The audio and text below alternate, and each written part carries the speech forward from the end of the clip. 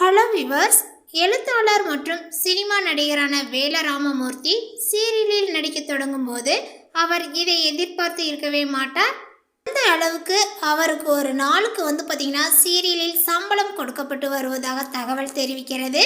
அதே போல் இராணுவத்தில் சில வருடங்கள் பணிபுரிந்து விட்டு தபால் துறையில் வேலை செய்து வந்தார் எழுத்தாளர் வேல ராமமூர்த்தி. அப்போது இருந்தே அவருக்கு எழுத்தின் மீது அதிக ஆர்வம் இருந்தது. குற்ற பரம்பரை, பட்டத்து யானை உள்ளிட்ட நாவல்களை எழுதி புகழ் பெற்றார். இதனைத் தொடர்ந்து அவர் பார்த்திங்கன்னா மத யானை கூட்டம் படத்தின் மூலமாக நடிகராகவும் என்ட்ரி கொடுத்தார். இதனுடைய தொடர்ச்சியாக கிராமத்து கதைகளில் நடித்து வந்தார் வேல ராமமூர்த்தி. அந்த நேரத்தில் சன் டிவியில் ஒளிபரப்பான எதிர்நீச்சல் சீரியலில் பார்த்திங்கன்னா குணசேகரன் வேடத்தில் நடித்து வந்த மாரிமுத்து திடீரென மாரடைப்பினால் உயிரிழந்தார். கிட்டத்தட்ட பெண்களிடம் அவர் நடிப்பால் பெரிய அளவில் பார்த்திங்கன்னா வரவேற்பு பெற்றிருந்த மாரிமுத்தினுடைய திடீர் மரணம் பலரையுமே அதிர்ச்சி அடைய வைத்தது. இதனால் குணசேகரனுடைய வேடத்தில் யார் நடிப்பார்கள், எதிர்நீச்சல் கதை என்னவாகும் என பலரிடத்திலுமே பெரிய அளவு எதிர்பார்ப்புகள் நிலவியது. அவருடைய கேரக்டரை எழுத்தாளரும் நடிகருமான வேல ராமமூர்த்தி செய்ய இருப்பதாக முதலில் தகவல் பரவியது. குணசேகரனாக மாரிமுத்து நடித்த அதே அளவு நடிப்பை வேல ராமமூர்த்தியும் கொடுப்பார் என பலர் எதிர்பார்த்து இருந்தனர்.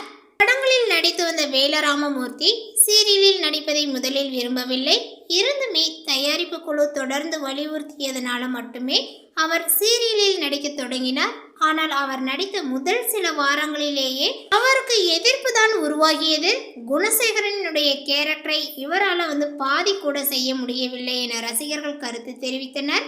ஆனாலுமே முதலில் விருப்பம் இல்லாமல் நடிக்க தொடங்கிய வேல ராமமூர்த்தி தற்போது சீரியலில் தேர்வு சரி என்ற மனநிலையில் இருப்பதாக தகவல் தெரிவிக்கிறது. ஏனெனில் அவருக்கு சினிமாவில் கிடைக்கக்கூடிய சம்பளத்தை விட சீரியலில் அதிகமாக கிடைக்கிறதா.